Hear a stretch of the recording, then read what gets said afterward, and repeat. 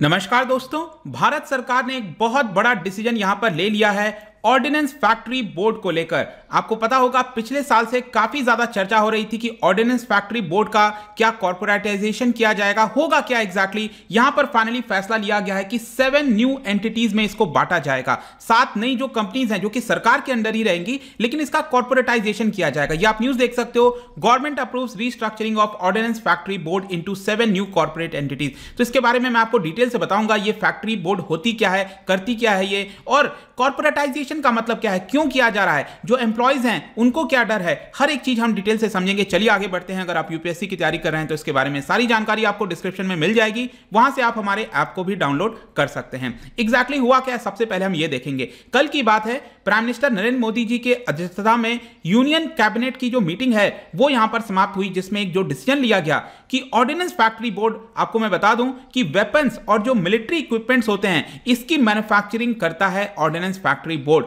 और इसको यहां पर कॉर्पोरेटाइज किया जाएगा, 7 न्यू एंटिटीज में बांटा जाएगा, ताकि मार्केट के अंदर, डिफेंस मार्केट के अंदर ये और ज्यादा एफिशिएंट हो सके, कॉम्पिटिटिव बन सके। इसके लिए यहां पर ये किया जा रहा है। तो सबसे पहले तो अब हमें यह समझना है कि ऑर्डिनेंस फैक्ट्री बोर्ड है क्या, इसका मतलब क्या है। देखिए, it is one of the oldest organization run by government of India. कितना पुराना है मैं आपको बता देता हूं कि 1712 में सबसे पहली बार इसको एस्टैब्लिश किया गया था। आप इमेजिन कर सकते हो 300 साल से भी ज्यादा पुराना ये ऑर्गेनाइजेशन है। तो इंडियन जो ऑर्डिनेंस फैक्ट्री बोर्ड है ये डायरेक्टली आता है डिपार्टमेंट ऑफ डिफेंस प्रोडक्शन के अंदर। अब ये डिपार्टमेंट किसके अंदर आता है, डायरेक्टली मिनिस्ट्री ऑफ डिफेंस के अंदर। तो ये जो ऑर्डिनेंस फैक्ट्री बोर्ड है, अब इसको कंफ्यूज मत कर लेना, जैसे आपने सुना होगा पीएसयू के बारे में, उनका एक अलग दर्जा है, लेकिन ये जो ऑर्डिनेंस फैक्ट्री बोर्ड है वो डायरेक्टली डिफेंस मिनिस्ट्री के अंदर आती है। अभी तक ये आपको समझना होगा। इसके अंदर टोटल बहुत सारी फैक्ट्रीज मिलेंगी।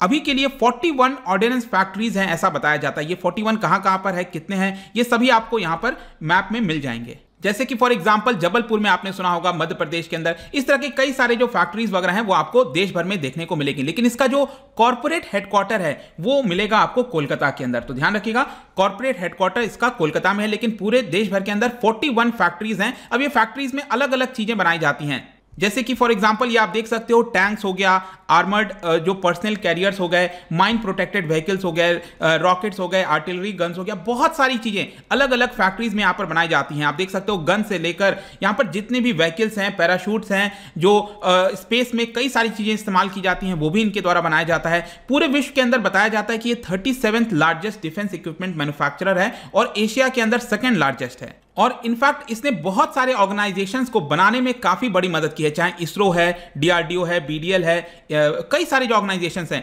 इसको एस्टैब्लिश करने में इसका एक बहुत इंपॉर्टेंट रोल रहा है। तो इसके द्वारा रिसर्च भी किया जाता है, डेवलपमेंट, प्रोडक्शन, टेस्टिंग, जितनी भी डिफेंस रिलेटेड चीजें हैं ना, आप यूं समझ सकते हो, वो इन्हीं के द्वारा की जाती हैं। और ज्यादातर देश भर में हमारे यहाँ पर आपको पता है प्राइवेट को अब क्या है, रिसेंटली यहाँ पर देना स्टार्ट किया गया है। अभी तक ऑर्डिनेंस फैक्ट्री बोर्ड ही ऐसा था जो कि जितने भी डिफेंस रिलेटेड इक्विपमेंट्स हैं वो बनाए जाते थे। लेकिन ये जो 7 न्यू एंटिटीज हैं इसको कैसे बांटा जाएगा, देखिए अभी के लिए सिर्फ डिसीजन लिया गया है कि 7 न्यू एंटिटीज में बांटेंगे। अब किस तरह होगा, क्या होगा, वो एक अलग बात है, लेकिन जो ऑफिशियल्स वगैरह हैं जिनके द्वारा कहते हैं ना सोर्सेस से खबर आती है, इसको आप देख पाओगे 7 न्यू अलग अलग प्रकार में बांटा जाएगा। मतलब एक ऐसी फैक्ट्री होगी जो एक अलग से कंपनी होगी, एंटिटी का मतलब कंपनी हो गया, वो सिर्फ व्हीकल्स पर फोकस करेगी। उसका काम ही होगा कि जो डिफेंस रिलेटेड व्हीकल्स जितने भी होते हैं उसको अच्छे से बनाएं। उसके अलावा एक्सप्लोसिव्स वगैरह से रिलेटेड एक होगा, वेपन इक्विपमेंट हो गया, ट्रूप कंफर्ट आइटम्स हो गए, कंफर्ट देने के लिए जैकेट्स वगैरह हो गए, इस तरह की चीजें, पैराशूट्स वगैरह हो गए, एंसिलरी प्रोडक्ट्स हो गए। मतलब कि इसको 7 अलग अलग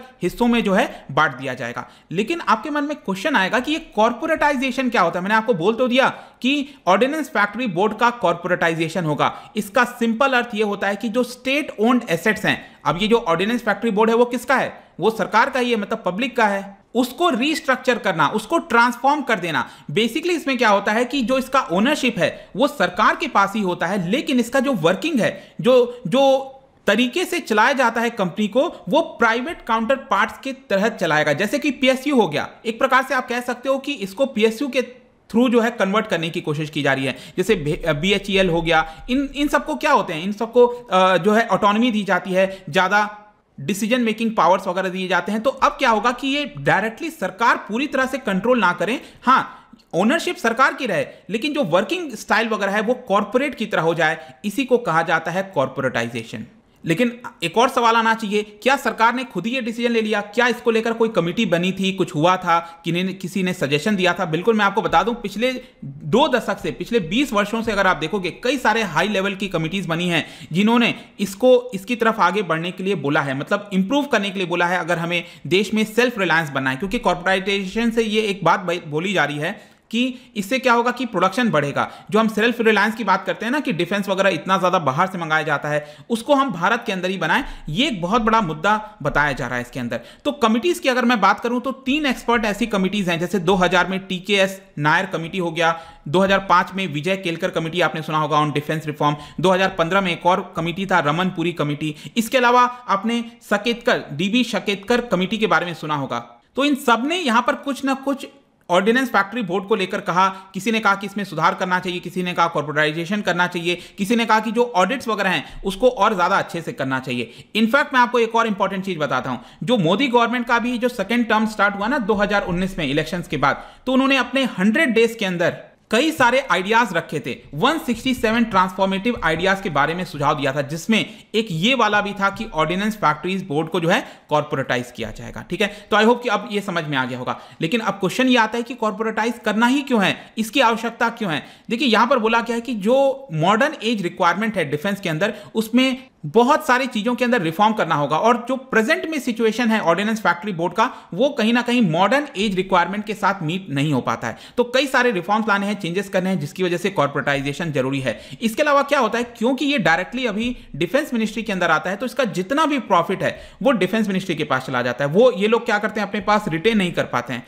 लेकिन अगर आप खुद सोच के देखो, बाकी के जो प्राइवेट कंपनीज वगैरह हैं, अगर वहां पर कोई प्रॉफिट होता है तो वो उसको रिटेन करते हैं, उसको फर्दर रिसर्च एंड डेवलपमेंट पे लगाते हैं। लेकिन उनके पास ये पावर नहीं होती है, तो इसको कॉर्पोरेटाइज करने की बात कही जा रही है। इसके अलावा यहां पर जैसे PSUs हो गए, बहुत सारी कंपनीज हो गई, उनको ऑपरेशनल फ्रीडम होता है, खुद से डिसीजन ले सकते हैं, रिसर्च एंड डेवलपमेंट कर सकते हैं, वो सारे फ्रीडम यहां पर दिए जाएंगे। इसके अलावा मैं आपको जो बताऊं तो सबसे बड़ा जो मुद्दा था ऑर्डिनेंस फैक्ट्री बोर्ड को लेकर था, वो ये था कि इसकी जो क्वालिटी है वो कहीं मीट नहीं हो पा रही थी। मैं आपको बताऊं तो एक इंटरनल आर्मी के द्वारा असेसमेंट किया गया था पिछले साल, जिसमें कई सारे जो एम्युनिशंस हैं, आर्मामेंट्स हैं, उसमें फॉल्ट बताया गया, दिक्कतें बताई गई, और इसकी वजह से आप देख सकते हो 403 एक्सीडेंट्स हुआ था। देखिए, ये मैं नहीं कह रहा हूं, ये इंडियन आर्मी का जो इंटरनल असेसमेंट है वो यहां पर ये चीज बता रहा है कि पिछले 6 वर्षों में 403 एक्सीडेंट हुए हैं, जिसकी वजह से 27 सोल्जर्स की मृत्यु हुई है, 960 करोड़ रुपए का नुकसान हुआ है। तो इसकी जो अकाउंटेबिलिटी है वो यहां पर तय नहीं हो पाती है।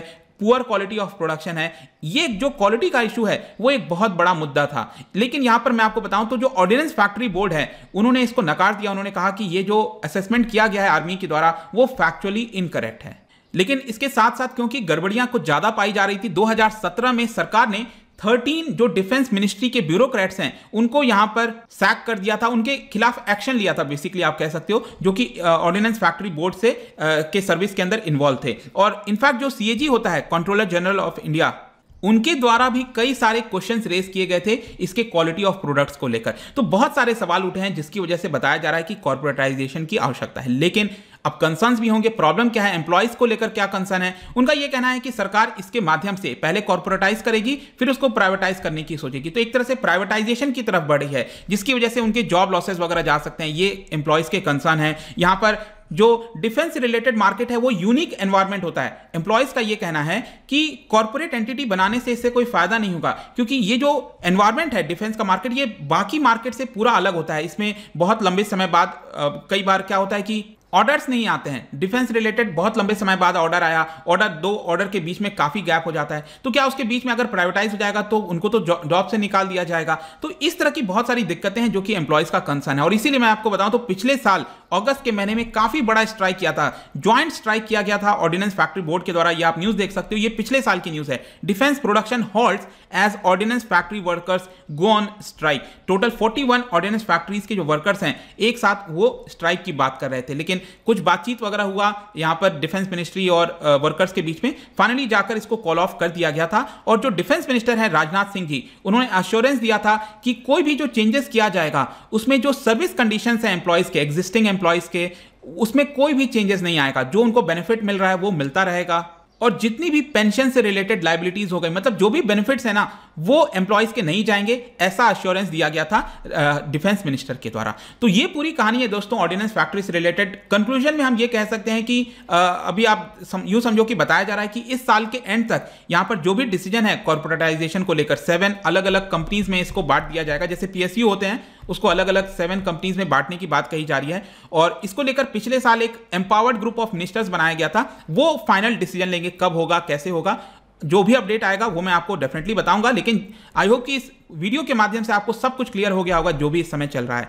जाने से पहले एक बहुत ही इंटरेस्टिंग क्वेश्चन मैं आपको बताता हूं। 1712 मैंने आपको बताया था ना कि सबसे पहली बार जो फैक्ट्री है ऑर्डिनेंस फैक्ट्री, ये जो फैक्ट्री आती है इसके अंदर, उसको स्टैब्लिश किया गया था 1712 में। तो ये स्टैब्लिश किया गया था वेस्ट बंगाल के अंदर गन पाउडर फैक्ट्री के तहत। गन पाउडर बनाने के लिए उस समय इस्तेमाल होता था। लेकिन क्या आप मुझे बता सकते हो कि कौन से देश के द्वारा इसको स्टैब्लिश किया गया था? कई सारे जो यूरोपियन पावर्स हैं वो भारत के अंदर आए थे। क्या आप मुझे बता सकते हो कौन सा देश इसके अंदर इन्वॉल्व था, किस देश की कंपनी इन्वॉल्व थी इसको बनाने में? इसका जो राइट आंसर है आपको पता ही है, मेरे इंस्टाग्राम पर तो आपको मिलेगा ही। अगर आप वहां पर नहीं हो कोई बात नहीं, टेलीग्राम से भी ले सकते हैं इसका सही उत्तर। मैं कई सारे एमसीक्यूज यहां पर डालता रहता हूं स्टोरीज के फॉर्म में, आप जाकर प्ले कर सकते हो। बाकी अगर आपको पीडीएफ चाहिए, अलग अलग सोशल मीडिया वगैरह पर आना चाहते हैं तो डेफिनेटली हमारे टेलीग्राम पर ज्वाइन कर सकते हैं। तो बाकी अगर आपको कोई भी कोर्स की तैयारी करनी है, एग्जाम की प्रिपरेशन करनी है, हमारे ऐप को डाउनलोड करिए, वेबसाइट विजिट करिए। आई होप कि ये वीडियो आपको पसंद आया होगा। मिलता हूं आपसे next time. Till then thank you very much, see you soon.